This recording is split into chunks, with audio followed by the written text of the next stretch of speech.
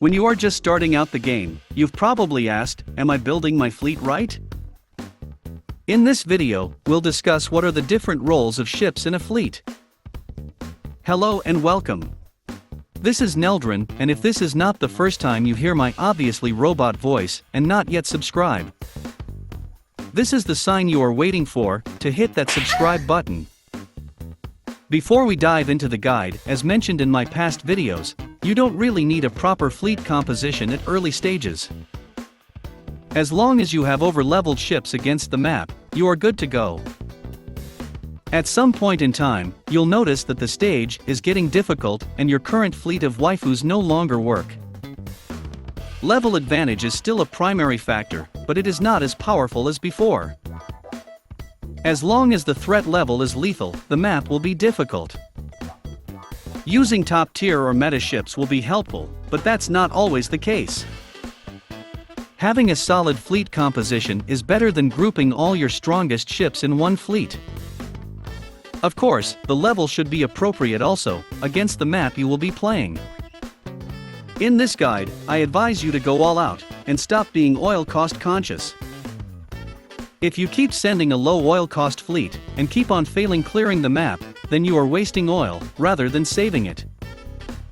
I recommend sending a low oil cost fleet, only when you will farm a certain map, and the threat level is safe. Now into the guide. What are these roles I'm talking about? They are tank, support, off-tank, healer, and main damage. Take note that most ships can do 2 roles on average.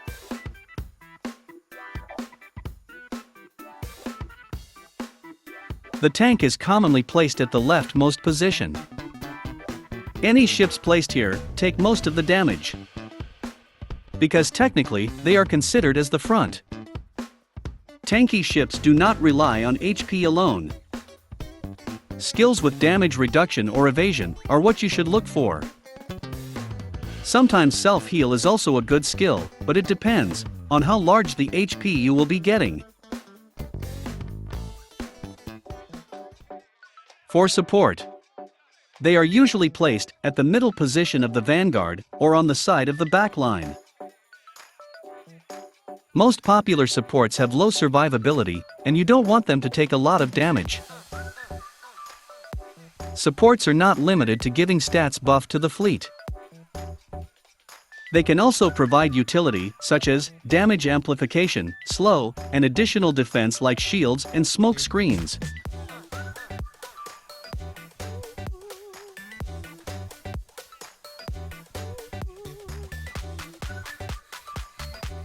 Off-tanks are also tanky vanguards, but also deal a good amount of damage. If you are playing League of Legends, they are the juggernauts. If tanks have damage reduction and evasion, the off-tanks have more offense. They are usually placed at the rightmost position. They also take some damage, but not as much compared to the tank. Most off-tanks are also your anti-air specialist.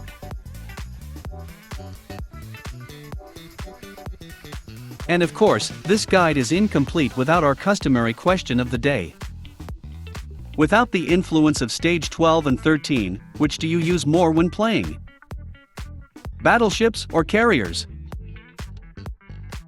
Because I play a lot of fighter plane games, I prefer using battleships, because they have different barrage patterns, just like the games I used to play before. Going back, we have the healers. Well, obviously, their main role is to heal. What? Do you expect something more? When bringing healers, take note that you will sacrifice a bit of damage. Most healers trigger their heal when using their salvos or airstrike, which means their heal is not available every time. That's why healers are rarely seen in the boss fleet, because you don't want to sacrifice extra damage for a little sustain. And lastly, your main damage dealer. They deal most of the damage because relying on your vanguard's main gun will take a lot of time, unless you are farming on lower difficulty maps. They are split into 3 categories: They are torpedoes, aviation and shelling. Technically, the three options in tactical training.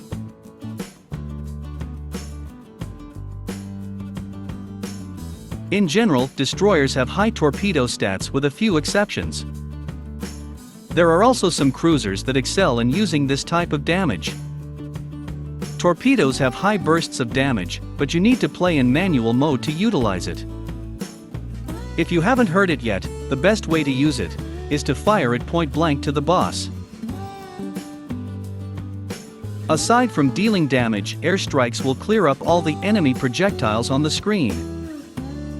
For mob fleets, use carriers that utilize dive bombers, or use parallel torpedoes to clear each battle quickly. For the boss fleet, you want to utilize the converging torpedoes, slow and Helena's damage buff if possible. Wave clearing is not a priority during boss fights, because enemy mobs will respawn as long as the boss is alive. So it is better to focus on the damage to the boss. Unlike the aviation, the shelling doesn't delete the enemy projectiles.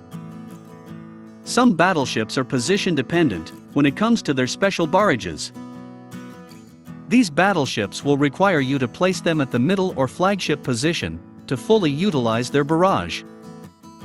Some are okay wherever you place them.